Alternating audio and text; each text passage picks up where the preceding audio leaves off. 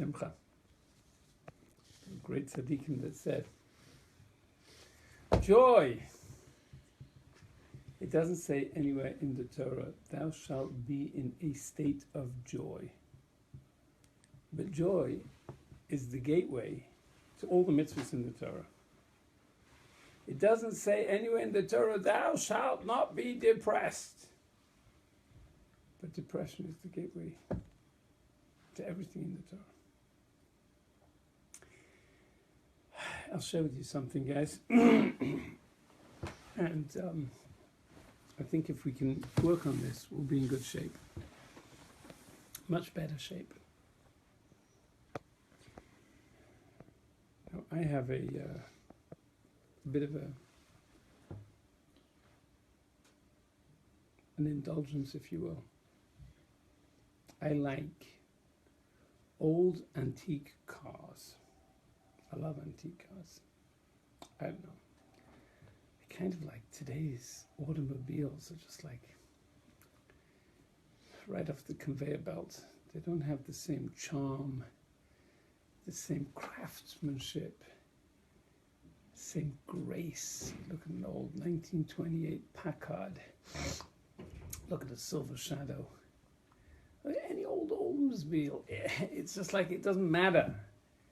It's got character. It's gorgeous. I like old watches, timepieces, horological timepieces of yesteryear. It's not like this modern, sleek, heavy, steel, cold, impersonal. It's got flavor. It says something. It's unique. It was crafted carefully with love and feeling and thought. It has dignity. There's something to it.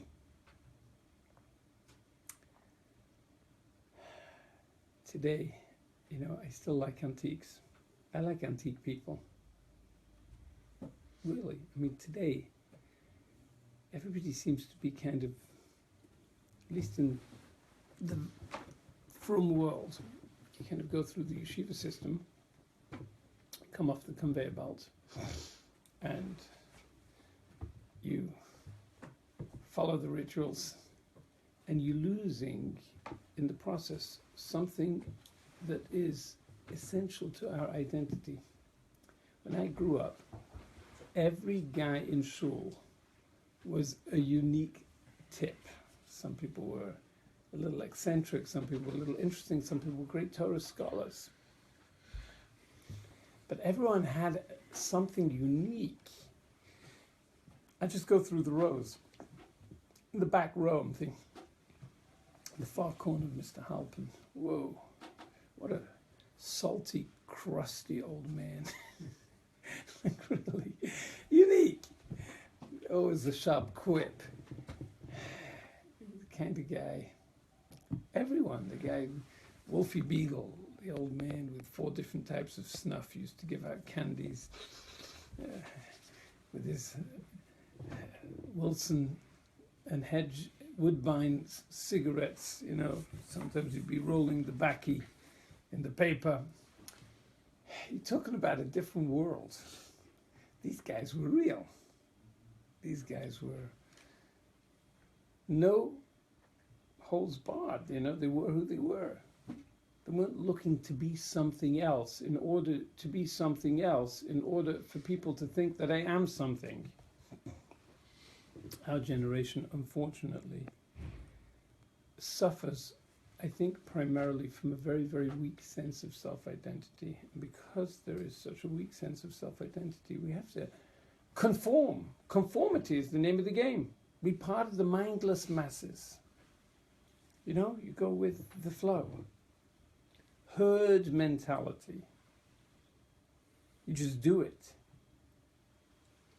One of the buzzwords today in the world of the progressive world of pseudo-psychology is called neuroplasticity. They discovered that the brain actually generates new cells. Very fascinating. I think we are all plastic neurotics. That's what comes off the conveyor belt in today's generation.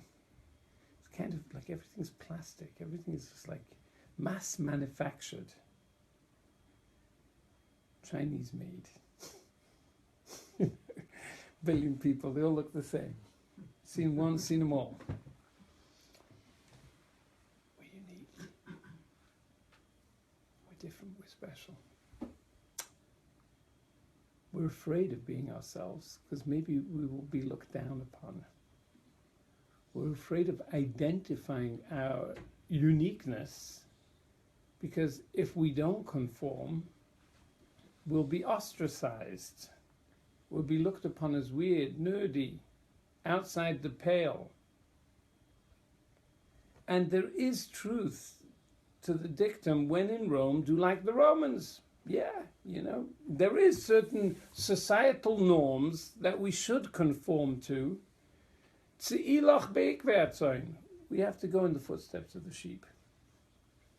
But we don't have to be sheeples. I call today's people out there are sheeples. The mindless masses.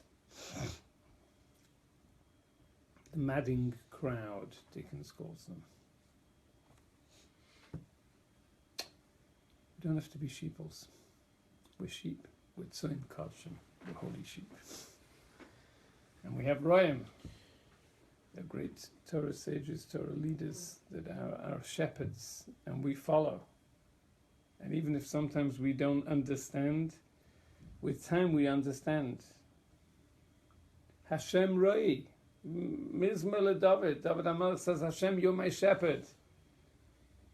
I'm just part of the sheep. I'm part of the flock. And because you're my shepherd, I lack not. Binois deshe yarbitzeni. Almei menuchos yenahaleni. Sometimes a sheep wants to stay where it is. It wants to just lie down, curl up and fall asleep. And the shepherd brings out the dogs and schleps it and pushes it, and it has to run a few miles with all the other sheep, and it's wondering, like, why is the shepherd doing this to me? And with time it realizes, it comes over to the other place and it says, oh, there's a binoi stasha, there's a beautiful pasture, there's luscious grass over here, delicious food. Sometimes the shepherd had just finished eating and the dogs are out again. I just want to leave me alone, says the sheep. I want to be here. It doesn't realize, but with time it realizes, Al mei menuchos yinhaleni. The shepherd is guiding it and leading it to mei menuchos, to delicious, fresh, crystal clear waters, where it can revive and refresh itself. We're sheep. Got it. Yes. And as sheep, we have to surrender an essential part of our identity in order to be guided. There's an identity that flows from our ego. There's a need to be noticed, to be seen. There's a need for our needs to be recognized. But there's also a uniqueness to each and every one of us, which is very important to cultivate and preserve. I once told the Shia, I said, if I had a choice of bumper stickers that I could give out, I heard a very good bumper sticker yesterday from Nata Schiller said at the dinner. He was talking about thinking a little bit creatively. And he said, my bumper sticker would read, think out of the box before you're in the box. But my bumper sticker is a little fuzzy. I'm sorry, guys. Have you given yourself a hug today? Have you given your child a hug? That's the. Have you given yourself a hug today? Should make them. Have you given yourself a hug today? Instead of being fearful, afraid, instead of melting into everybody else, have we gained an awareness and an appreciation of who we are? Because only when we embrace ourselves and celebrate our uniqueness and individuality, are we beginning on the pathway of joy, on the pathway of celebrating our existence, on the pathway of having a spring in our step so that we can accomplish in life. If we are sensing and experiencing inner conflict, and inner conflict is we feel we're failing ourselves, we don't thereby like ourselves, our engine is rattling, the transmission is falling out, we're wobbly at the knees, we don't have cement in the stomach, we don't have much horsepower over there. So how are we going to accomplish? We just want to pull into the garage and get fixed and take a quick fix. But in reality, the most important thing is to give ourselves a hug. That's very important. So yes, we're sheep, but we're not sheeples. Yes, when in Rome, do like the Romans. But we don't have a herd mentality. We can stop, step back, look at ourselves, and give ourselves a hug. There's no one like me. No one like you. No one like anyone else. I think that's a very important part of Kabbalah Torah. Everyone has a letter in the Torah. V'sein chalkeinu, ignite, enlighten me with my chelek b'Torah secha in your Torah. We each have a unique letter and unique mission and destiny. We each have a different facial features. The face is a reflection of the pnim, the inside. We each have different life conditions. And nobody can duplicate us. Nobody can supplant us. We're special. When we realize that, and we start to celebrate our existence, we are on the road of life. Instead of just flowing, going with the flow, and having the need to conform because we're afraid to stand up, stick out. There's a guy, Talmud of ours, lovely guy. He's always, he has sometimes a tissue in his pocket or a feather in his hat. Now, in our yeshivish circles, if you have a feather in your hat, you're like Yankee Doodle came to town. When you walk into shul, you kind of just like, get with it. You're supposed to have this Borsalino, and everybody, they came out about 6 years ago with the wide brims. Like they look like big gutters around the head. And everybody's wearing these little bar mitzvah kids with these wide brimmed hats. You kind of look to see them, find them underneath the hat. And then now it's getting more in style and vogue. You have the thin hats. Everybody has the thin brims. Getting like stylish. Can't I just be myself? Yeah. And it's not about the clothes. I can wear the same clothes as everybody else. It doesn't mean anything. I can have the same shtreimel as anybody else. Today they have a new mushigas. The shtreimels, it became a fashion statement. And everybody, all the young whippersnappers, have shtreimels with crowns. They're kind of like hairs sticking out, and just like they come out like a crown. The way it's combed is perfect. And you see these well-groomed, well-heeled quasi-Hasidim, pseudo-Hasids, with these shtreimels, with these crowns around. And now it's kind of like everybody gets a crown. You're sure, it's going to have an atara. Yeah. Like, the whole idea of a shtreimel is that I have the whole world under my left pair. I don't care. I'm Jewish, and I'm proud of it. It's Shabbos. I'm going with a crown, with Hashem's crown. If it becomes a fashion statement, and I'm always looking, how much did you pay for yours? Mine. Oh, it's just perfect.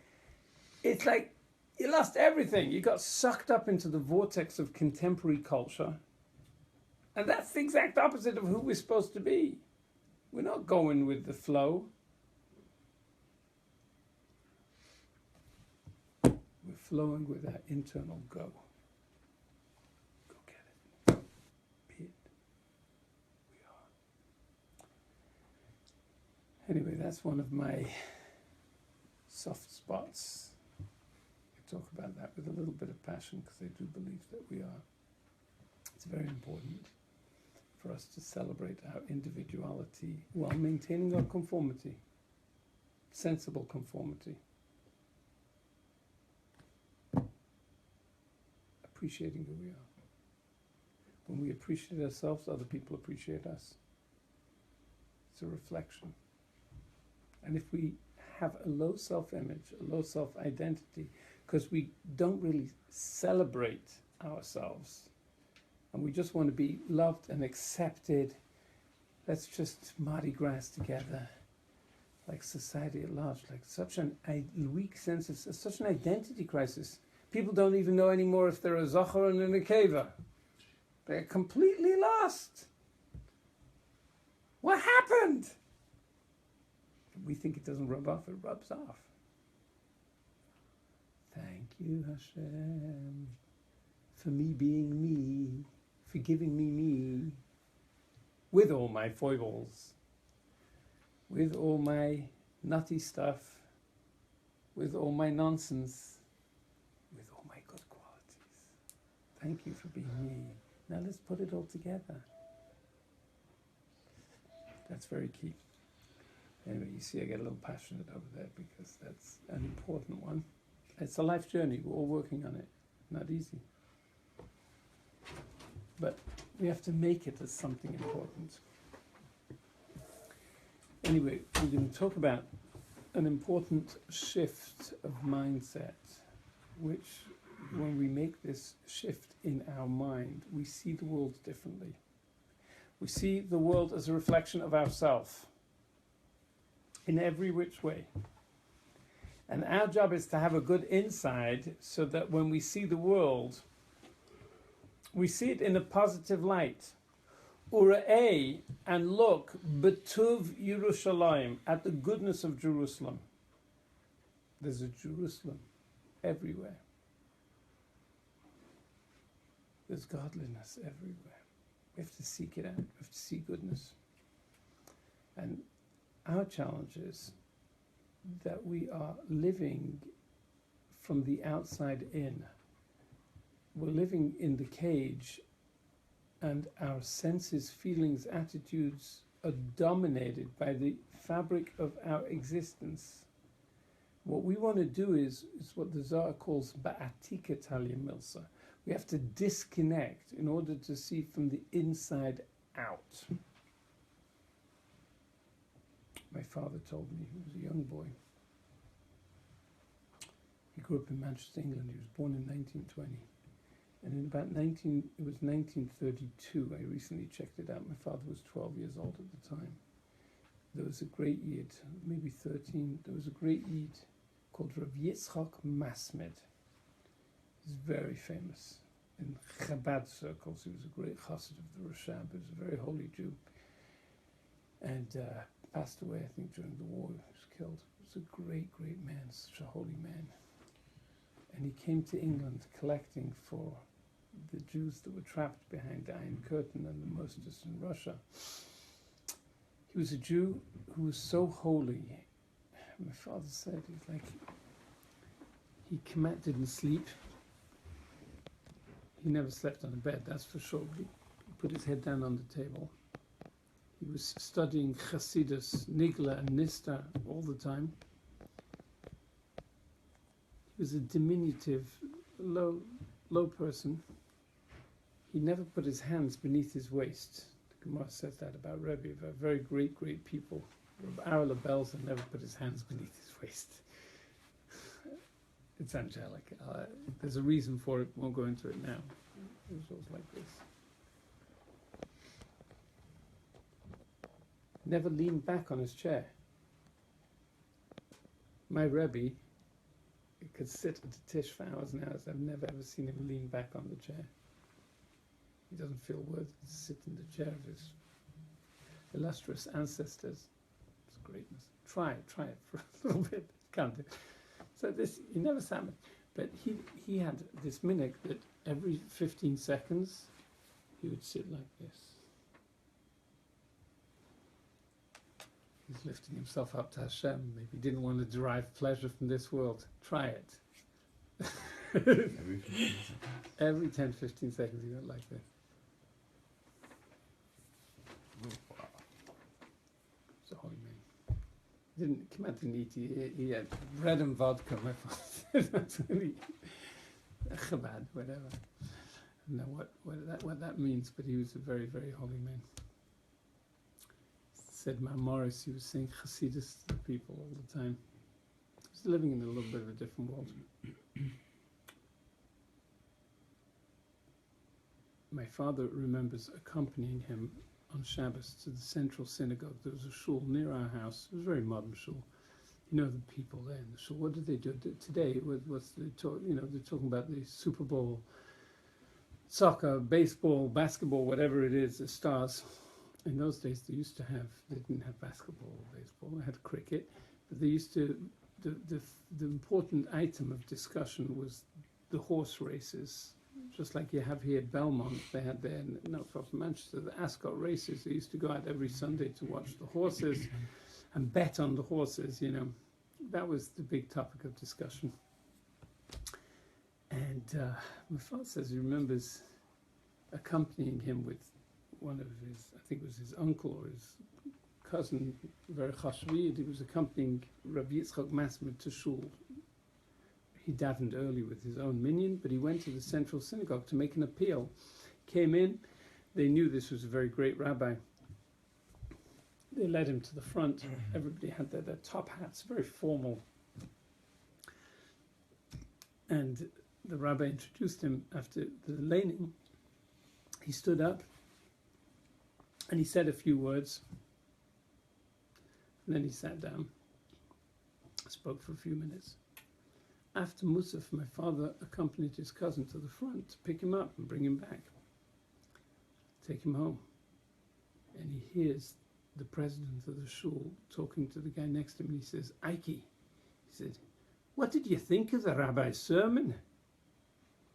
And he said back to him, he said, Sam, he said, I didn't understand a bloody word the rabbi said, but I can tell you one thing, he would make a good jockey, wouldn't he?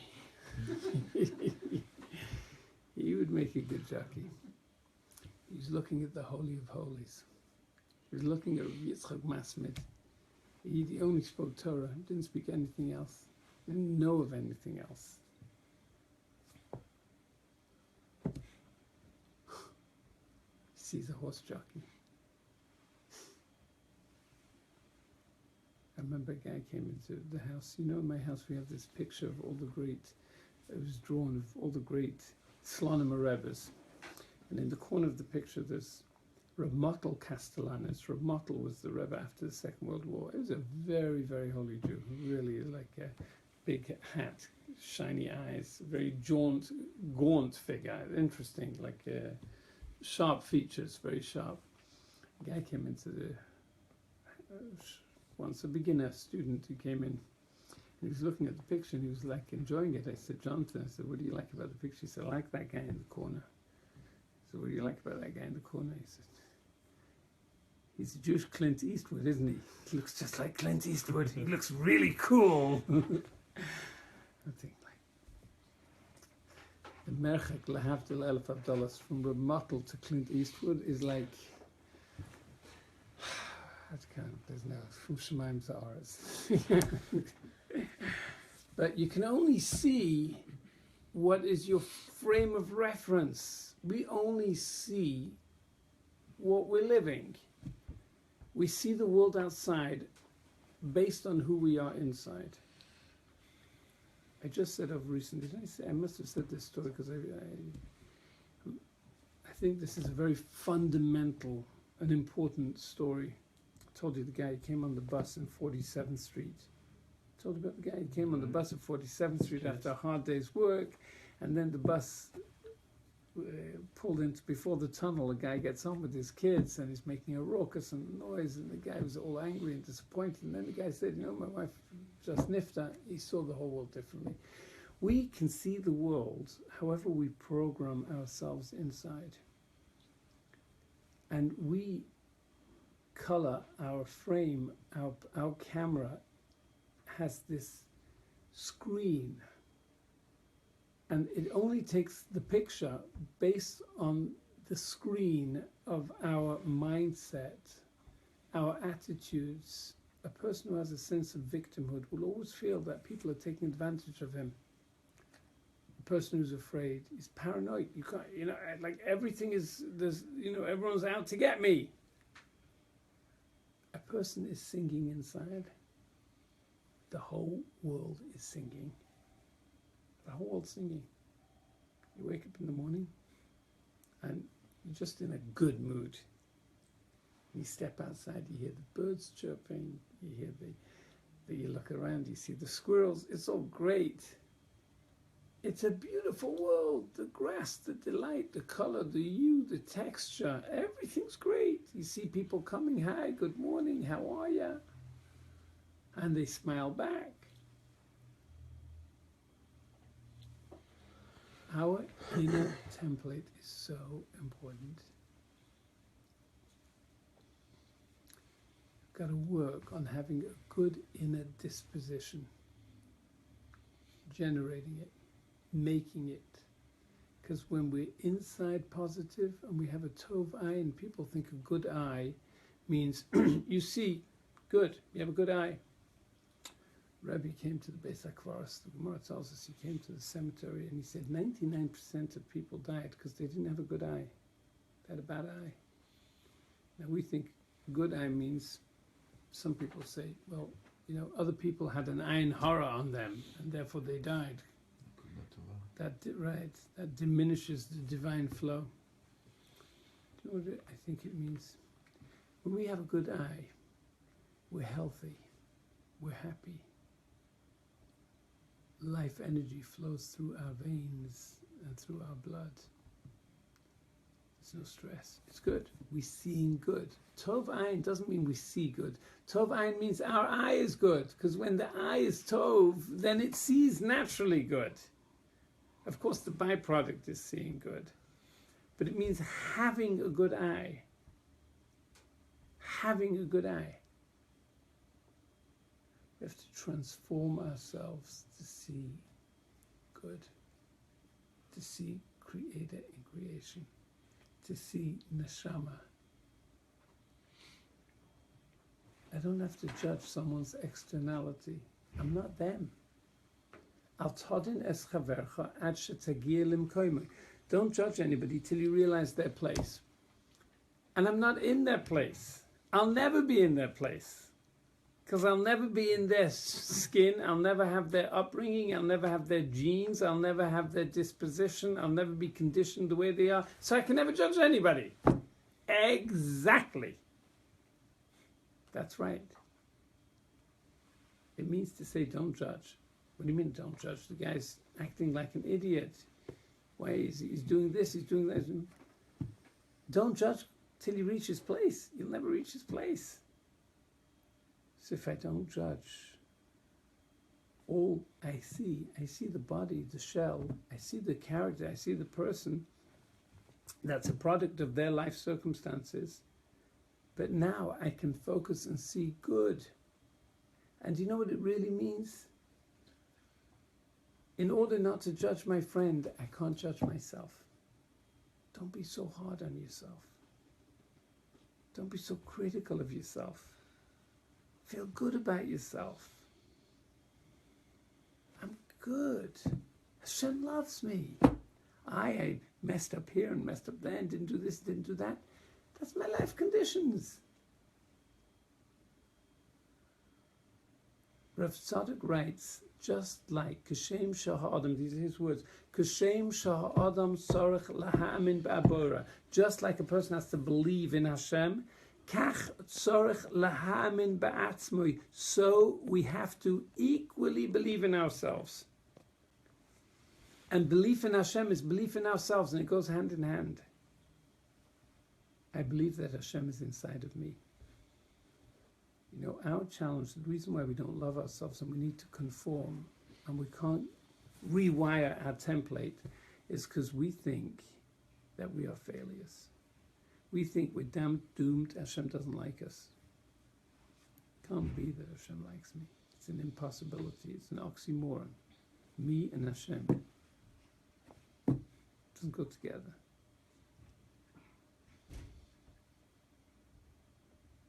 That is such a canard. That is part of the Yetzer Hara's avoda. Arami oved avi. Arami, the Yetzer Hara, the sly and wicked one, tries to destroy the concept, the feeling. Hashem's a father. I'm one with him, and he's one with me, and there's an unconditional love. Because I have goodness inside myself. Or B'tuv, look at the good inside of me. Hashem loves us. On Yom Tov, we say the words, Ata v'chatonu mikol ha'amim, you chose us from all the nations. We begin to think and ponder and appreciate our existence. The gifts of life. V'romamtonu mikol al-shonos. We can take our soul, our breath, and give expression to it in God's language. We have the hidden codes. We can whisper to Hashem, and Hashem whispers in our ears. There's a love fest going on. He really does. He loves us. And when we learn to program ourselves inside with that mindset and take out all these feelings of spiritual inferiority and Jewish guilt that plague us and weigh us down, and don't let us see good in others because there's no good inside ourselves. When we work on that, then we're starting to step out on the journey of climbing the mountain and hearing the words. You know, we live Judaism and we live Judaism. We can live Judaism, we can do the Torah and the mitzvahs and the davening, but we're just machines. We're on the conveyor belt. It's by rote because we're not celebrating our existence. And therefore, when we're doing it, it doesn't seep into the core of our consciousness because we're not comfortable with ourselves. There is resistance. We're doing it just like we're doing everything else. And it's all an extension of our need to be accepted and to conform. But it's not we're doing it because we ourselves enjoy doing it, because this is who I am. It has nothing to do with anyone else. Once we get over that hurdle, everything we do in Torah and mitzvahs takes on an entirely different depth. It connects to us in an entirely different place. It's not a superficial, cursory performance of mitzvahs. It resonates because it's who we are at the core, at the source. Good, connected, desirous of doing your will, Hashem. Broke through. I'm yours. Guys, we're going to leave it here. We're on the road to Sinai. Tonight is Shabbos, and it's so beautiful when Shabbos is before Shavuos. Most times we fall into the Chag and we kind of have to transition. Here we have a Shabbos. I love it when Shabbos is before Pesach as well. So you're not like this pell-mell before the Seder getting everything ready. Shabbos is Menucha. So the last day of Sfira, which is the most important day, we can capture it a little bit. Shabbos, we can put together the pieces of the jigsaw puzzle. Shabbos is Menucha. I often feel that we are an entire machaneh. There's a whole camp, there's a whole army in here. All different components. And they're not so well synced to one another. It's like a mumble jumble. It's like a jigsaw puzzle with all the pieces in the box, all shaken around. Shabbos, all the pieces can come together, connect the dots. There's Menucha. And we can feel the inner picture and the inner delight of who we are. Connect to Hashem. Kol malach trasuya. Hashem has no tainas on us. Everything is complete.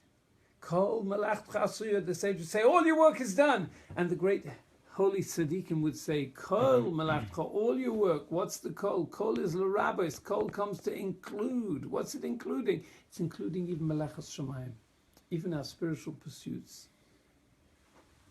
We finished all the Mishnayos, Shisha Sidra Mishnah. We finished all the Gemara. We did everything that we need to do spiritually. We complete. Kol Malachcha Asuya. It's Shabbos. All the pieces of the jigsaw puzzle can be firmly locked into one another, and a beautiful picture emerges. And when a beautiful picture emerges of ourself, then we can set out, take the Shabbos into the week, feel the connection, and move on and move up. Have a wonderful Shabbos, everybody. Good Shabbos! Be happy though in Torah? It says that all the punishment comes. It says that the Yomim Tovim, when you come to Yerushalayim, you should serve them with joy. V'yisach somech. But there's no mitzvah constantly, 365, 24/7. Okay. But there is. It's the spirit. It's the glue. Makes Hashem happy if we're happy, right? That's right. Sure. Yeah. Sometimes you're in a room, you're in a house with someone who's unhappy. They didn't say anything, they didn't do anything. Just the fact that they're unhappy makes us feel so, we're shortchanging them, they've got tainas on us, this is no good, that's no good.